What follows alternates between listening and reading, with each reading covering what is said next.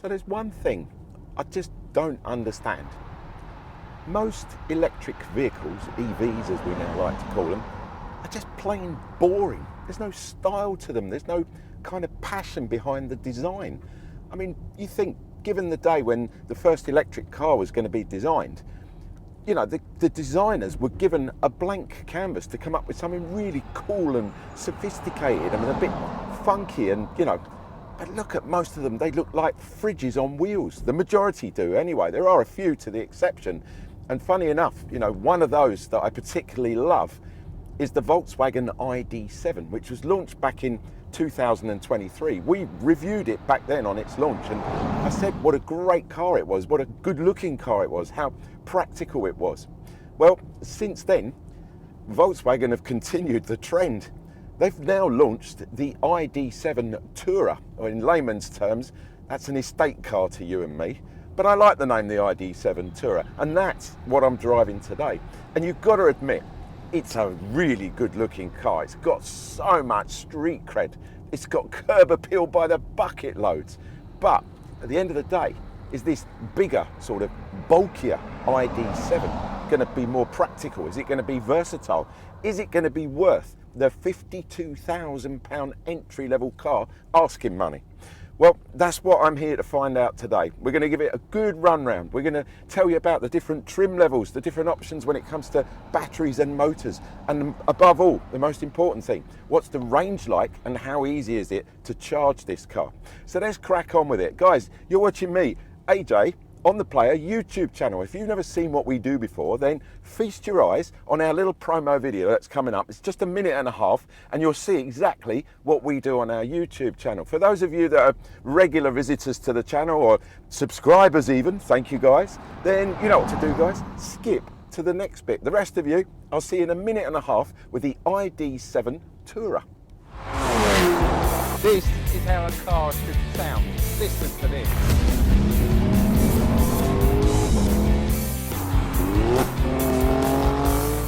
I didn't really push it either. I was just having a bit of fun. Oh, really?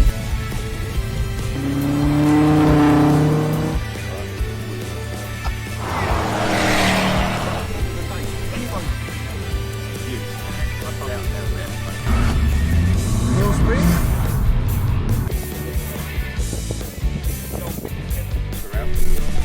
Outside. Cool. So there you have it, guys. The Ferrari Roma. My birthday present. Go. We're going to meet the crew and hopefully get the tank. That's a real one. I think it makes a good word. Let's go, mate. Nice to see you.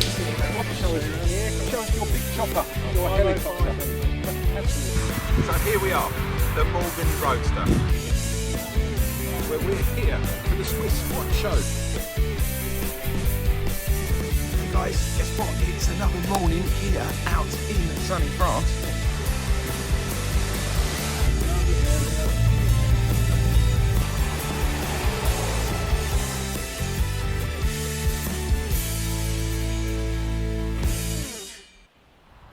When it comes to motor, battery and range choices, there are only 3 to choose from.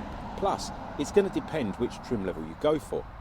Entry-level cars get a 210 kilowatt motor. That's the equivalent to 286 brake horsepower, which is mated to a 77 kilowatt battery.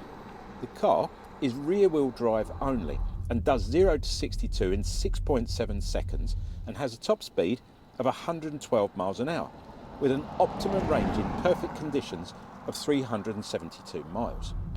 The other option, which uses the exact same 210 kilowatt motor, except this time it's mated up to a much bigger 86 kilowatt battery.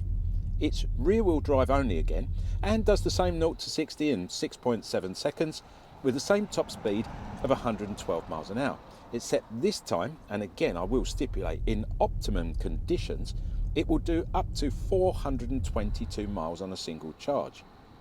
Finally, top of the range cars get a 250 kilowatt motor. That's the equivalent of a whopping 340 brake horsepower in old money. It's mated up to the same 86 kilowatt battery, except this time the car is all-wheel drive. With the extra power, you're going to get a 0 to 62 in just 5.5 seconds with a top speed of 112 miles an hour. However, as this car has all-wheel drive, therefore all the motors will be sucking more power out of the battery, the range will drop to around 357 miles. When it comes to trim levels, iD7 Tourers come in 3 different versions. You've got the Pro Match Plus is your entry-level car. It's just shy of 52 grand, £51,830 to be exact. Then you've got the Pro S Match, and that will set you back from around 55,000. And then the car that we've got here today is called the GTX, and that will set you back from £60,000. I know you're thinking it's quite a lot of money, but you do get a whole lot of car for that money. There's a choice of 12 different paint colours, and if you like any of those apart from red, they're all included in the price. If you like this red, it's an extra £990. Round at the front, entry-level cars get auto-sensing LED headlights, which are absolutely amazing at night. You get these nice wraparound LED daytime running lights. There's LED fog lights, 19-inch rims. I don't think these look like the electric vehicle rims that you're currently getting, those horrible plastic ones. These are proper diamond cut alloys you got on this car. You also get, wait for this, I love this, you get a climate sensing windscreen. Oh yes, it will sense whether it needs to be defrosted or heated, so it's got a heating element built into it as well. But it's also got a UV, banishes all the UV rays from the sun as it's coming towards you. Pretty incredible windscreen. You don't want to get that cracked, that's going to cost a few bob. You get rain sensing wipers, and finally, round at the front anyway, you get folding mirrors that heat up in the winter. Ooh. Entry level round at the back, believe it or not, gets full privacy glass all the way round. Rather handy in the summer, keeps it a little bit cooler, also stops prying eyes having a little look in the back when you're away from the car. You get a wash wipe, again very, very handy. The screen isn't that big, but it does, you know, when it gets wet and it's mucky on the back there, you do need that. You've got this lovely big roof spoiler on the top here. It's got a brake light built in there. That help not only the aerodynamics of the car, but that helps with the range as well, because it allows it to cut through the air a lot cleaner. And round at the back, the best thing of all, which I really love, these LED clusters, they go right the way across here. This badge all lights up, and the whole thing at night looks absolutely peach in red. Really nicely designed, this car, very sporty, and if you look, it's very low. Inside, the iD7 Tourer is proper plush. It's really well built too, with loads of shiny black, handy pockets everywhere and driver passenger comforts. In the middle, there's a massive 15-inch navigation infotainment display screen, plus a digital driver's cockpit display. There's a pair of gorgeous 12-way electrically adjusted sport seats in the front that are heated, and guess what? They've got a massage function for both the driver and the passenger. Even the pedals have been given a quirky touch. I love that. The car gets tri-zone air climate control, which means your passengers will also have adaptive AC in the rear. Charging your phones and your devices is easy through the 2 front USB-Cs, as well as the wireless charger and the 12-volt adapter. There are additional 2 USB-Cs in the rear for the passengers and a further 12-volt adapter in the boot. When it comes to driver convenience, the car gets adaptive cruise control with lane change and lane assist. There's a tyre pressure monitor, a driver fatigue sensor, plus you'll get a full heads-up display. There's a sat-nav system, plus a rear camera with area view for reversing and parking. Parking's also made simple using the front and rear sensors. They benefit from both forward and rear cross-traffic alert systems. You also get a handy park assist with park distance control. Your tunes are all taken care of via the Harman Kardon 8-speaker surround sound system, which is really going to impress everyone, trust me. There's a DAB radio, plus you get Bluetooth connectivity, Android Auto and Apple Play, all as standard. So you can load all your favourite playlists and really enjoy the sounds. So when it comes to charging your iD7 Tourer, very similar filler cap style at the back here. Looks just like a combustion engine car style, doesn't it? Push the bottom of the cap like that, pops open, and inside you will find your charge port. Now, rest assured, no matter if it's raining or it's damp, you're not going to get any shocks off of this because it's all IP rated, so don't worry about that. Plugging in, well, there's two, it depends on the battery that you've got with this car. If you've got the smaller battery, you can charge up to 175 kilowatts, which is not too bad. If you've got the bigger battery, you can charge up to 200 kilowatts. Now, bear in mind, here in the UK, and I will say here in the UK because I'm not aware of the rest of the world, most of our chargers are either 50s or 150s. So you're not really going to get the full bang for your buck on either of those. You've got to look for a supercharger for both of those batteries. And if you find one of those and you get the optimum performance out of your battery, so you've got to use your battery preconditioner, so that warms that battery up. You let it know you're going to charge your car. So you tell the sat nav, I'm going here to this charge point, and then it works out and it starts to heat up that battery. So when you arrive there, that battery is at optimum temperature for accepting the charge. You've got to remember that. You can actually do it manually as well, so you don't need to rely on the sat nav, but it will do it for you. So once you get there, if you've got that optimum, temperature on the battery, it's going to take around about 30 minutes from 10 to 80%. And that doesn't matter whether you're on the bigger battery or whether you're on the smaller battery, because they're different charge rates. So you kind of get my drift when it comes to that. If you're using a home charger, I will mention one thing as well. The price here in the UK of charging your car out on the road has rocketed. It's around about 80 pence per unit, which is absolutely astronomical. So to fill up this car, say from 10 to 80%, it's going to cost you, wait for it, around £65 in UK pounds. That's a lot of money. We're creeping up into the combustion engine, petrol, diesel prices there. So you don't really want to be out on the road constantly charging this up. What you really want is the home charger. 7 kilowatt home charger takes around 12 hours overnight. It's like a trickle charge. It just puts the charge back in the battery after you've had a day out in the car, and it'll top it back up. Now, if you do go from 10 to 100%, that's about 12 hours, so it's overnight. But the difference in the price is phenomenal. If you get an EV tariff with one of the providers here in the UK, you get it as little as 7 pence per unit. It's a bit different to 80 pence.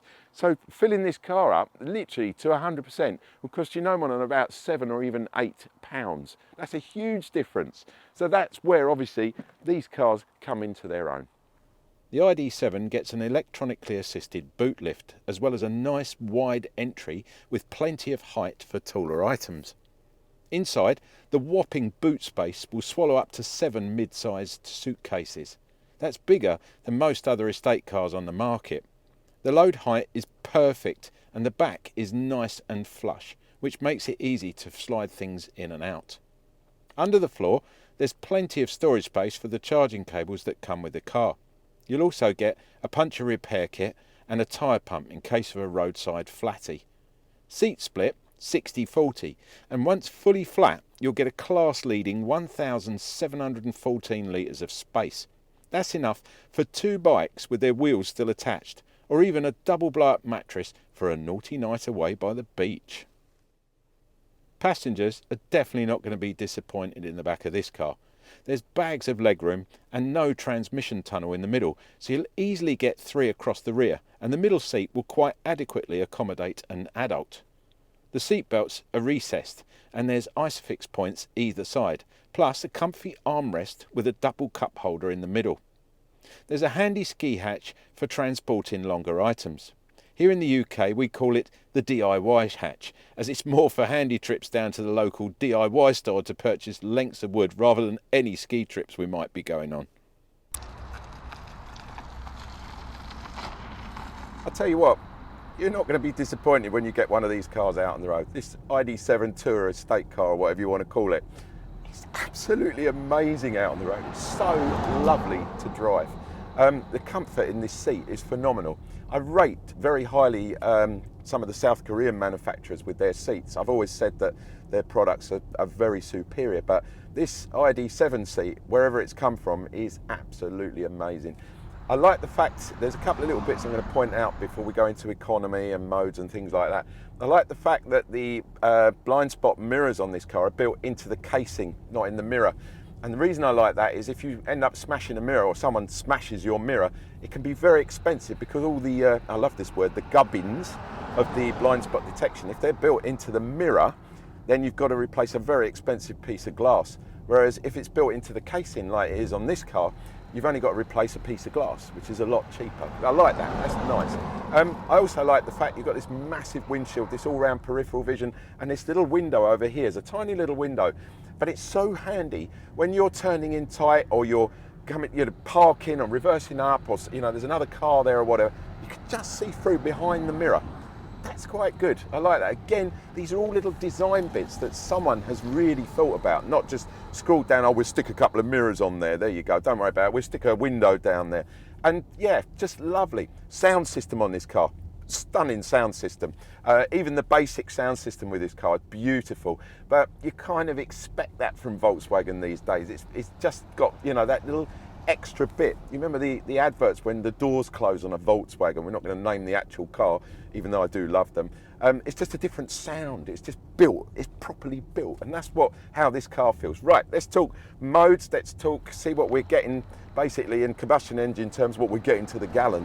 Let's start with modes. There are 5 different modes. I've got the mode screen up here. Eco, obviously running around town, going backwards and forwards, pick the kids up. Comfort, out on the road, distance driving. Sport, if you want to have a bit of fun with this car, and trust me, it does shift when you want it to. Traction gives you a little bit more grip in the winter or in the wet days when it's wet and damp or whatever. Really good to have that as well. Slightly less hard on your pedal when you accelerate, so it doesn't spin the wheels and stuff like that. And then you've got an individual mode. Now the individual mode, you can set it up yourself, what you actually want, how you like the steering, how you like the accelerator, things like that. Very easy to do, very easy to manipulate this screen and use the computer and the onboard systems. I like that as well. And there's a lot to play with, trust me. It's quite interesting what you can get up to with this car. I love the minimalist screen down here, this little cluster, the driver's cluster. It's so nice and easy. Just look down, everything's where you want it. This car's got the heads up. It's really lovely. You can adjust the heads up. Got different views on that as well. I've currently got it set up to give me, so I can tell you what we're actually getting to the mile, like what the car is burning to the mile. So we're currently getting 3.6 miles for every kilowatt, which in combustion engine terms is just coming up to around 100 to 120 miles to the gallon, which isn't bad for a big estate car that weighs 2 tons. I mean, come on. When it comes to range and stuff like that, I would go for the bigger battery on this car. This car is definitely, it's going to be used for hopefully going on holidays or, and the good thing about it, I've had this fully charged and it's pretty much, I'd say within 10%, doing exactly what it says on the tin, which again, there's a lot of manufacturers out there at the moment that claim stuff like, oh yeah, we get 900 miles to one rate, to one battery. It's not going to happen on a cold day. You're using the wipers, you've got the battery gets cut. It's just not going to happen in a million years. But allowing about, say, 10 to 15% on the actual day, on a normal day, I think you're going to get a good idea of the proper range of this car. I would say I'm probably getting around 260 miles. This is the long range version. 260 miles isn't that bad. It's a good run. And if you can find a supercharger, a fast charger, say a 250 kilowatt charger, you're going to bang this in 20 minutes. Time it takes you to walk over, get yourself a cup of coffee, come back, you're almost fully charged, or at least up to 80% anyway, and you get back on the road. It's not much different as if you pulled over off the road. You need a break when you're driving. Don't know why people have all this range anxiety. Oh, I only get 250 miles. I normally drive 500 miles on what you're on. No, you don't. You don't. It's just this thing that people have built up, and I think hopefully that's becoming a thing of the past. General all-round bits and pieces on this car, great car. I mean, seriously, it's got everything. It nails it. It's got the practicality, the versatility. It's a family car, or if you haven't got a family, it's still great for bikes in the back, canoes in the back, kayaks, whatever you do. You can have the room to, to throw everything in there. And just literally a lovely car to get out on the road. Get down, give one a test drive, because I can wax lyrical about these cars and say how good they are, but until you get behind the wheel of one, I'll give you a typical example very quickly. I drove a Volkswagen Beetle for the first time, and only about a year ago. I've never really been interested in them. I loved the look of them. I've always wanted to own one, especially an old one. I drove a convertible one. It was the worst car I've ever sat in. It was so uncomfortable. And I was just so like, saddened by the fact that I no longer wanted one. So, like I say, at the end of the day, the proof's in the pudding, guys. Get down, get behind the wheel, and you'll see, hopefully, how good this car is and how comfortable it is. But all in, Volkswagen, you're ticking AJ's boxes when it comes to the I shortened it, the Volkswagen iD7 Tourer. There you go. Let's go to the summary and tell you a little bit about warranties and stuff like that.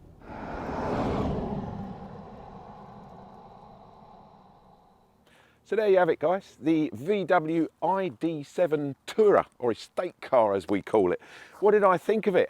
Come on, if you're looking for an alternative to an SUV, this has got to be the answer, hasn't it? You know, get down, give one a test drive, that's what I say. And any questions you got about this car, obviously, ask your VW salesperson. Now the car comes with a fairly decent warranty. It's 3 years or 60,000 miles. The battery's covered for 8 years or 100,000 miles with up to 70% degradation on that battery. Now you know a little bit about batteries. If you don't, go check it out on the internet. But 70% degradation, that battery will get sorted for you, no problem at all. And that's for 8 years, remember. It's not just a couple of years. You'll also get a 12-year anti-corrosion warranty. So any little rusty bits underneath, come on, I can't imagine any VW having rusty bits underneath. And finally, you'll also get a 3-year paint warranty and 3 years roadside assistance from the minute you drive one of these off of the forecourt. That's, in my books, is covering you for at least the next 3 years. You can extend those warranties if you want to keep this car for 4 or even 5 years for as little as £125 a year, from £125 a year. And don't forget, all of those warranties transfer straight over to a new owner if you sell the car or if you hand the car back, you know, and you've had it on lease. So you're pretty much covered with the car. Guys, you've been watching me, AJ, on the Player YouTube channel. Don't forget, like, subscribe and comment. The comments are down there for a reason. If you've got any questions or you want to add to the story, you know, you've just bought one of these, you want to tell us about your experience, stick it in the comment box down below. There's also a subscribe button. I'd love you to subscribe. Subscriptions means we get to do more of this stuff as well, because the manufacturers like to see subscribers at the end of the day. So there's a subscribe button down there. Leave the bell sign unchecked, because you saw at the beginning of this video, we do loads of other stuff. We don't just do car reviews. So leave the bell sign unchecked, you'll get little notifications. One last thing I'm going to ask you, if you wouldn't mind giving us a thumbs up. It means you like what we're doing. But we don't get a bonus or a pay rise or anything like that. And don't forget, it's not just me. There are other people who put these videos together that help me do this. And what we do get is a pat on the back from the boss and the sponsor. Say, job well done, guys. You know, that's it. And that means a lot to us. So thumbs up if you can. In return, I'm going to give you an opportunity to get your hands, get your little mincers on a copy of The Player, because we're not just a YouTube channel, we're a much bigger organisation. We produce a men's lifestyle bookazine. It's a book and a magazine because it comes out on the frequency of a magazine, but it's actually a book with a hardback cover. Now, if you want to get your hand, well, you can't actually get the physical thing, but if you want to get your hands on the online version, then it's simple. All you've got to do is head over to www.theplayer.co.uk. 1 second, editor, stick it down the bottom there, will you? Hang on. There it comes. It's down there now. I'll leave it up for a few seconds. Head over there. I don't need to know anything about you. Don't need no credit cards, inside leg measurements, how many dogs, how many times you've been married, or what you're up to in the world. Not interested. Just need your name and your email. And you've got access to 224 pages of everything us guys love. Hang on, I'm going to hold one up. There you go. So it looks like that. It's called The Player. It's an incredible book. Now I'm going to switch over. I'm back again. And now I'm going to switch over to show you the pages. So you've got like cars, you've got boats, you've got motorcycles, you've got jet skis, you've got holidays, golf, there's food, there's interviews, everything's in there. Comes out every quarter. It's the online version for you. It's completely free of charge. Go over, sign up for it. Thanks guys, you've been watching me, AJ, on the Player YouTube channel. I'll catch you next week. Hopefully something as beautiful as the iD7 from Volkswagen. This is AJ, signing out.